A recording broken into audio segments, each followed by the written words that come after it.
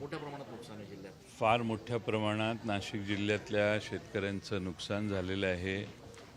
काल रात्री मी चांदवडला होतो. त्या ठिकाणी द्राक्ष बागायतदारांचं, कांदा उत्पादकांचं प्रचंड नुकसान झालेलं आहे आणि शेतकऱ्यांना हातातोंडाशी आलेलं पीक जात असताना प्रचंड कर्जाच्या खाली आता शेतकरी अडकणार आहे आणि त्यांच्या समस्या या काही 5 आणि 10 हजार रुपये देऊन त्यांना त्यांचं समाधान होईल अशी परिस्थिती नाही. लाखो रुपये खर्च करून द्राक्ष बागायतदारांनी त्यांच्या बागा उभ्या केलेल्या, हातातोंडाशी आलेलं पीक गेलं. काही शेतकरी असे होते की कांद्याचं एक ट्रॉली गेलेली आणि दुसऱ्या उरलेलं पीक जाणार आहे. त्या ठिकाणी त्यांना मिळणारा, हातात पडणारा पैसा हा मिळणार नाही आणि काही क्षणात होत्याचं नव्हतं झालं आणि म्हणून सरकारने या सगळ्या नाशिक जिल्ह्यातल्या प्रश्नांकडं जरा वेगळ्या नजरेनं बघितलं पाहिजे. त्यांच्या नाशिक जिल्ह्यातल्या द्राक्ष बागायतदारांचे जे नुकसान झालेलं आहे त्यांना आपल्याला त्यांनी घेतलेल्या कर्जाच्या विषयी त्यांना कर्ज गोठवून त्यांना त्याचे पुढचे 2, 3, 4 वर्षाचे हप्ते देणं, त्याचबरोबर त्यांना पुन्हा नवीन कर्ज उपलब्ध कमी व्याजानं करून देणं, असं एक पॅकेज सरकारने केलं पाहिजे. कांदा उत्पादकांची देखील परिस्थिती काही वेगळी नाही आणि म्हणून सरकारने प्रत्येक पिकाकडे बघताना वेगळ्या पद्धतीनं बघितलं पाहिजे. मला काल नाशिक जिल्ह्यातले अनेक शेतकरी भेटले. त्यांनी कांद्याच्या संदर्भातले 350 रुपये प्रति क्विंटल 200 क्विंटलपर्यंत ही जी मर्यादा आहे तिथंपर्यंतचे पैसेही सगळे अजून आलेले नाहीत. म्हणजे 70,000 रुपये 350 रुपये प्रमाणे 200 क्विंटलचे होतात. 10,000 रुपये आले आहेत, कुणाला 12,000 रुपये आले आहेत. त्याच्या पलीकडं 20,000च्या पलीकडं आता नवीन एक GR काढलेला आहे. त्याची GRचा अर्थ थोडासा असा होतो आहे की 24,000च्या पलीकडं सरकार काही देणार नाही आणि त्यामुळं मागं अनुदानाची घोषणा 350 रुपये केलेली आहे आणि जर तुम्ही ते अनुदान प्रति क्विंटलचं जर देणार नसाल आणि अद्यापही दिलेलं नसेल तर सरकार आपल्या शब्दांना जागत नाही, असा एक भावना सामान्य शेतकऱ्यांच्यात आहे. त्यामुळं अवकाळी पावसाने नाशिक जिल्ह्यात जे प्रचंड नुकसान केलेलं आहे सरकारने त्याकडे गांभीर्यानं बघावं. नुसती पाहणी केली आणि आम्ही काहीतरी तात्पुरती मदत केली एवढा यावर्षीचा झालेलं नुकसान हे साधं नाही आहे आणि म्हणून सरकारने एक वेगळ्या नजरेने याकडे बघितलं पाहिजे. आज आम्ही आक्रोश मोर्चा शेतकऱ्यांच्या वतीनं दिंडोरीला काढतोय.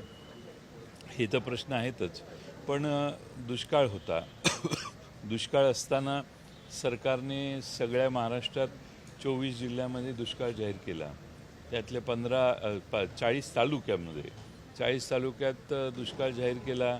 15 जिल्हे असे आहेत की 15 जिल्ह्यात काही 15 तालुके असे आहेत की त्यांना पूर्ण दुष्काळी आणि उरलेल्या तालुक्यांना दुष्काळ सदृश्य परिस्थिती. आता महाराष्ट्रात प्रचंड दुष्काळ आहे. पाण्याचं प्रचंड अतोनात पाण्याची लोकांना कसरत करावी लागते. पिण्याचं पाणी उपलब्ध नाही. शेतीच्या पाण्याचं आता फार मोठं अशी टंचाई जाणवायला लागलेली आहे. त्यामुळे आता पुढं जुलैपर्यंत कसं राहायचं ही चिंता महाराष्ट्रातल्या अनेक भागातल्या शेतकऱ्यांना, नाशिकला पण आहे आणि म्हणून त्यासाठी टँकर काही भागात चालू केलेले आहेत सरकारने, पण काही भागात टँकर अजून पोचलेले नाहीत. चारा छावण्या काढण्याची गरज सरकारला आहे, पण सरकारने अजून त्याबाबतीत काही निर्णय घेतलेला नाही. असे अनेक प्रश्न आहेत. त्याचबरोबर या पलीकडं ह्या सगळी निसर्गाची संकटं कमी म्हणून त्यात भर. म्हणजे यावेळी सरकारने एवढं दुर्लक्ष केलेलं आहे की कांद्याचा जसा दर खाली घसरला या भागात तसा कपाशीचा दर 6-6.5 हजाराच्या वर जातच नाही आहे. मागच्या वर्षी कापसाला 12,000 रुपये क्विंटल दर मिळाला, पण यावर्षी तो दर 7,000च्या आतच राहिला. त्यामुळं शेतकऱ्यांना 12,000ची अपेक्षा आहे आणि जर 12,000ची अपेक्षा असेल तर सरकारच्याच मधील मंत्र्यांनी एका 2007-08 साली त्यावेळी मागणी केलेली की 7,000 रुपये दर मिळाला पाहिजे. आता त्या 7,000चं अवमूल्यन एवढं झालेलं आहे 7,000च्या किमान 12,000 तरी शेतकऱ्याला मिळावे त्याची माफक अपेक्षा आहे. अशा अनेक मागण्या आहेत. या जिल्ह्यातल्या आदिवासी शेतकऱ्यांच्या पुढं धानाच्या पिकाच्या आणि अन्य पिकाच्या अनेक समस्या आहेत. या सगळ्यांना घेऊन आम्ही आज शेतकऱ्यांच्या वतीनं आक्रोश मोर्चा राष्ट्रवादी काँग्रेसचा काढलेला आहे. छगन भुजबळ यांनी नुकसानग्रस्त भागाची पाहणी केली, त्यावेळेला मराठा समाजाच्या अनेक लोकांनी भुजबळ गो बॅक असे नारे दिले. एकूणच अशा पद्धतीनं ह्या प्रकरणात तरी राजकारण होऊ नये असं भुजबळ काल म्हणाले. तुम्हाला वाटतंय? मला नक्की काय झालं मी काय माहिती घेतलेली नाही. मी काल जळगाव जिल्ह्यात होतो, पण मी थोडंसं ऐकलं आहे की काही ठिकाणी अशा घटना घडल्या. आज तुम्ही शेतकऱ्यांसाठी आंदोलन करताय, मात्र तुमच्या साखर फॅक्टरीवर उसाला भाव घोषित केला आणि म्हणून आज राजू शेट्टी आंदोलन करणार आहे. उसाला भाव 3100 रुपये घोषित केलेला आहे. कारखाने व्यवस्थित चालू आहेत, काही चिंता नाही. आता कोणाला आंदोलन करायचं असेल तर त्यावर मी काय कारखान्याचा चेअरमन नाही, संचालक नाही, त्यामुळं मी त्याच्यावर बोलण्याची आवश्यकता नाही. त्या जिल्ह्यातल्या सगळ्या लोकांनी बसून जे काय ठरवेल त्याप्रमाणे आमचा कारखाना नियमात बसून काम करतो आहे. अजित कमिशनने जे प्रतीक होतं आतमधलं 3 सिंहाचं ते बदलून आता तिथं धन्वंतरीचं प्रतीक लावलेलं आहे. मोठा बदल पुन्हा एकदा काय प्रतीक होतं? नॅशनल मेडिकल कमिशनने त्याचा जो लोगो होता त्या लोगोतलं जे राष्ट्रीय प्रतीक आहे आपलं 3 सिंहाचं ते हटवून त्या ठिकाणी धन्वंतरीचा लोगो लावलेला आहे. मोठा बदल पुन्हा एकदा अशा निमित्तानं दिसतो. मला माहीत नाही, मी बघून सांगतो. मला कालपासून तुम्ही रस्त्यावर आहात, मोर्चे काढतात शेतकऱ्याच्या बांधावर. दुसरीकडे अजित पवार गटाचं अधिवेशन चालू आहे. कालच्या अधिवेशनामध्ये तुमच्या गटावर जोरदार आक्षेप घेण्यात आले, गंभीर स्वरूपाचे आरोप झालेत. वेळोवेळी शरद पवार यांनी भूमिका बदलली असं देखील वक्तव्य अनेक नेत्यांनी केले. 2004 मध्ये भाजपासोबत जाणार होते असे अनेक प्रफुल्ल पटेल म्हटले का? मी त्यावेळी लहान होतो, त्यामुळं मला तपशील माहीत नाही. पण गेले का असं आहे की आपण घटना काय घडली याच्यावर आपण विश्वास ठेवला पाहिजे. आणि जायचं असतं तर यापूर्वीच ते गेले असते. त्यामुळं गेले नाहीत ही वस्तुस्थिती आहे. त्याचं दुःख जर कोणाला असेल तर माझा नाईलाज आहे. पवारसाहेब वारंवार भूमिका बदलतात अशा स्वरूपाचं देखील आरोप. असं आता बोलणार काय, शेवटी चिंतन करायचं असतं. चिंतनात काही ना काही गोष्टी बोलत असतील. मी तपशिलात ते काय बोलले मला माहीत नाही. आणि त्या बाबतीत काही मत व्यक्त करायचं असेल तर ते काय बोलले हे पूर्ण ऐकून घेऊन मी बोलेन. पण पवार साहेबांना संपवण्यासाठी अजितदादांना सुपारी दिली असे अनिल देशमुख बोलले. आता जे बोलतायत त्यांच्याशीच तुम्ही बोला ना. मी मी मी कसं काय त्याच्याबद्दल आता तू हां. मावळमध्ये अजितदादांचे पुत्र पार्थ पवार यांच्यासाठी पुन्हा एकदा जुळवाजुळव त्या ठिकाणी सुरू झालेली आहे. एकूणच परत पुत्राचं पुनर्वसन करण्यासाठी किंवा मागील काळामध्ये झालेला पराभव टाळण्यासाठी नाही, अशा चर्चा वेगवेगळ्या चालू असतात. आपण त्याचा निष्कर्ष लगेच काढण्याची आवश्यकता नाही. अजून घोडा मैदान लांब आहे म्हणजे जानेवारी महिन्यात बोलू आपण त्याच्यावर. आज कोणाच्या कुठं वेगळ्या ठिकाणी नवीन चेहरे देण्याच्या चर्चा होत असतील तर त्यावर आज भाष्य करणं गरजेचं नाही. ॲक्च्युली काय ॲक्शन होते त्याच्यावर बोलू आपण. तयारी तर सगळेच जण करत असतात.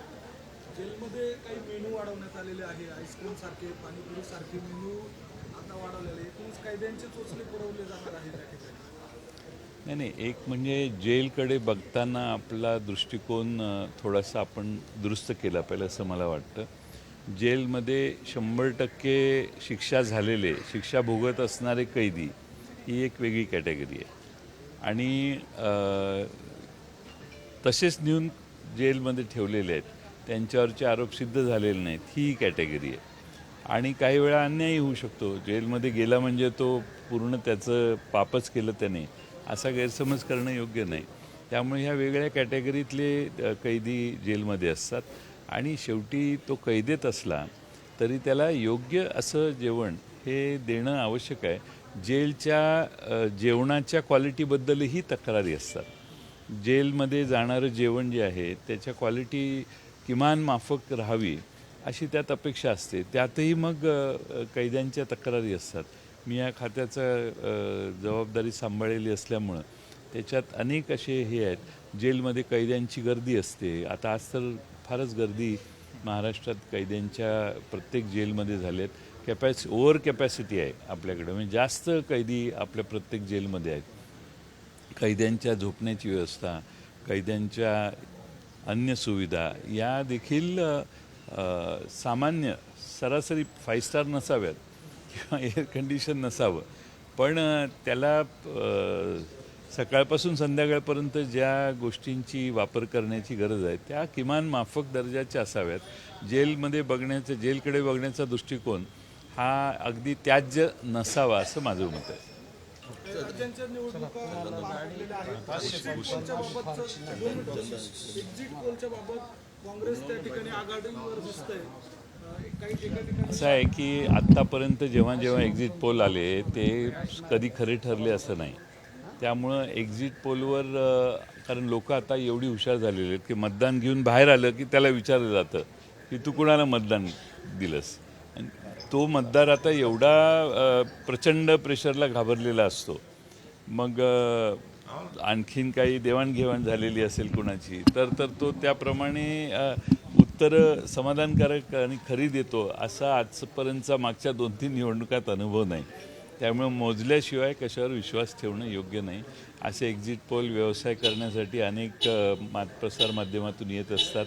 काही एजन्सीज अशा आहेत की फी घेतात आणि सांगतात आम्ही एक्झिट पोल केलतोय, दुसऱ्या 2-3 एजन्सीचं ऐकतात आणि आपला एक्झिट पोल तयार करतात आणि लोकांना बाहेर देतात. त्यामुळं एक्झिट पोलवर फार विश्वास ठेवण्याची आवश्यकता नाही. एवढ्या ठिकाणी मतदान होतं, त्यातल्या एखाद्या बूथवर उभा राहून एक्झिट पोल घेतला किंवा 10 बूथवर केला तरी 300-350 बूथवरचा जो निकाल आहे तो एका 10 बूथवर होत नाही. त्यामुळे ते काही फार मला वाटत नाही, ते मतं मोजल्यावरच खरं. निवडणुकीच्या सुरुवातीलाच इंडिया आघाडी बळकट झालेली होती. तुम्हाला काय विश्वास वाटतो इंडिया आघाडी बळकट होईल आणि मला खात्री आहे की देशात इंडिया आघाडीकडे 62% मतदान 2019ला आहे. आता 2019 नंतर महागाई, बेकारी, देशातल्या वेगळ्या समस्या, केंद्र सरकारने केलेली वेगळी कामं, त्या कामात त्यांचं असणारं अपयश, या सगळ्या गोष्टी लोकांच्या नजरेसमोर आहेत. त्यामुळे इंडियाचे 62% मतदान कदाचित 63-64-65%वर जाईल. आणि मला खात्री आहे की यातले काही जण जरी बाजूला गेले तरी 55%च्या वर किंवा 52%च्या वर जरी इंडियाची आघाडी एकत्रित राहिली तरी निकाल वेगळा लागू शकतो. ह्या निवडणुकांमध्ये काही यश दिसेल? या निवडणुकातही यश चांगलं येईल असं मला वाटतं. एकंदर जे आपण ऐकतोय त्या ठिकाणी विशेषतः सत्तेत असणारे मध्य प्रदेश सरकार जाईल असं म्हणतात, राजस्थानचं सरकार टिकेल असं म्हणतात. आता प्रत्येकजण सोयीप्रमाणे बोलत असतो. आमचा त्या 4-5 राज्यात काही रोल नाही आहे. त्यामुळं निकाल ऐकला की आपण विश्वास ठेवणं हेच आपल्या हातात आहे.